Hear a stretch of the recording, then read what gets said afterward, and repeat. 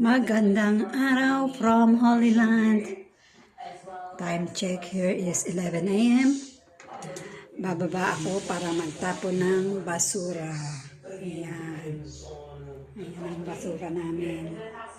Actually, more of less basura yan. Yung kanyang mga diapers.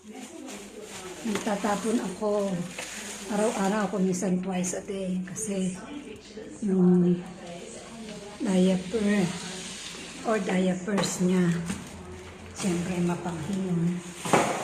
Lalo na yung tinanggal sa kanya sa umaga. Oh, sorry, ito yung kumakain. Kaya, my vlog for today is about my work dito kay Lola Mabait. Palagi kong sinasabi na mabait ang aking alaga. Palagi iba't ibang alaga ko dahil na ako ay reliever, caregiver. So, sa lahat ng mababait na nahawakan ko ang kanilang mga wito. Itong si Lolang ito, so far, ang pinaka. Kahit minsan di pa siya nag-complain sa akin. Kahit na malimit, mas nakakalimot pa ako sa kanya. At minsan, mas bingi pa ako sa kanya. Kagaya kanina, ang hinihingi niya pala ay yung cream na pampahid para maalis yung pananakit ng parang katumbas ng omega painkiller sa akin. Yung dito ay Voltaren. Ang bingi ko, binigay ko sa kanya tubig. Akala ko, give me a glass of water. Palay Voltaren. Parang ang layo. Ano ba yan, Mami Wen? Paano na ako? Pag ako'y umedad na hagayan niya na 94. Okay. Ang aking. Nope, puno na itong isa. Dito muna sa isa, pero kailangan ko munang ibaba itong aking hawak. Dahil kailangan kong iangat ang takip ng basurahan. Okay. Mission accomplished sa basura. Balik na sa bahay namin ni Lola. 1 month and 3 days lang ako sa kanya. To be exact, 33 days. So, only 9 days more to go and goodbye na ako kay Lolang Mabait. And hopefully, yung susunod kong work ay hindi man kasing bait niya ay basta't mabait.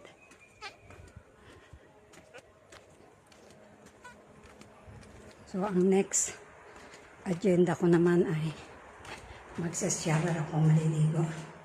Pag-araw ako naliligo kasi nilalamigan ako sa gabi. Pag summer na talaga, yan, umaga at gabi ng shower. Pero pag ganito, kinawin ako na lumuslit pa. Si Lola ko nakain pa. Pinakamabilis ng pagkain sa isang oras. Nandito na tayo. Welcome.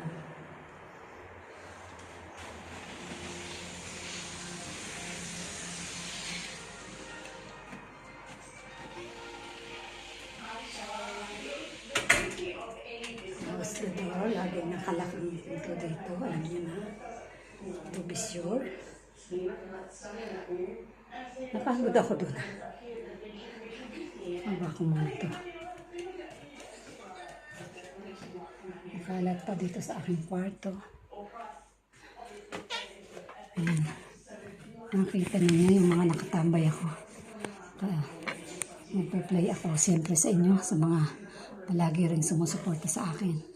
So, to be continued itong aking kwento sa inyo at ako'y magsashower muna. Hindi ko kayo may sama sa shower kasi mababasa ang cellphone. So, to be continued tayo ha, maya ulit. Ayaw maklose. Dito siguro ako. Okay, Nakapaligo na nga ako. Ayan, nakabihis na ako. Nakapag-dryer na rin ako ng buhok. Punta tayo sa kwarto ni Lola at mag-unboxing tayo ng kanyang malaking package. Tulog siya. Ayun. At narito tayo sa kwarto ng aking si Lola. Bagong palit ang bedsheet at mga punda ng unan niya. Ayan ang kanyang malaking package. Saan ko kaya ilalagay ito? Ipapatong.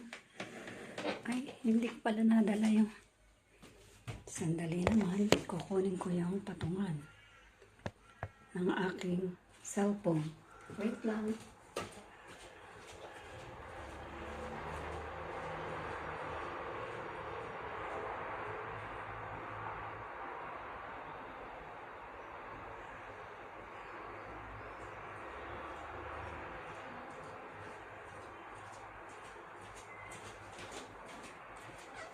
Ito na ang patungan ng cellphone. Parang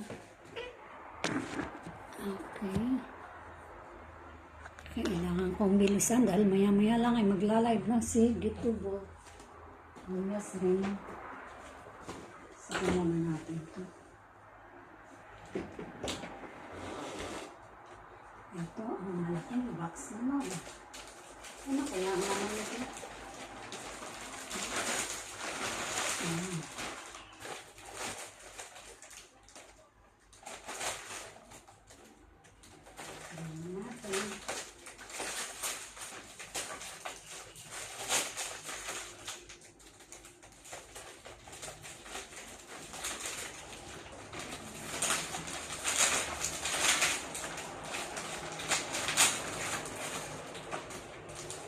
Alam ko naman ang laman nito, kayo ba? Alam mo rin?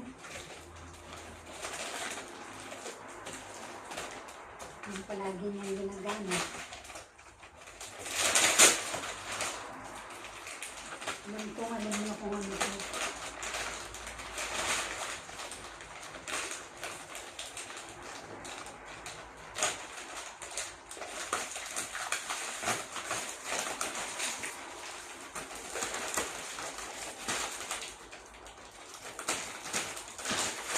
Ayan, ano kami.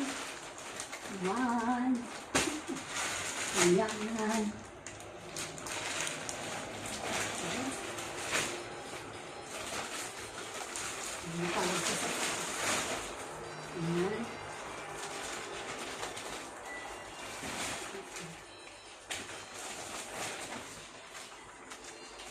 So, ayan, inopen ko lang siya. So, ba't ka naman nag-close? Nagko-close itong camera ko. Inopen ko lang siya kasi ubos na yung nakalabas.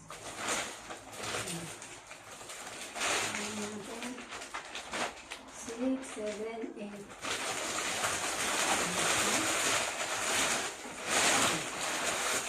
Yan lang siya.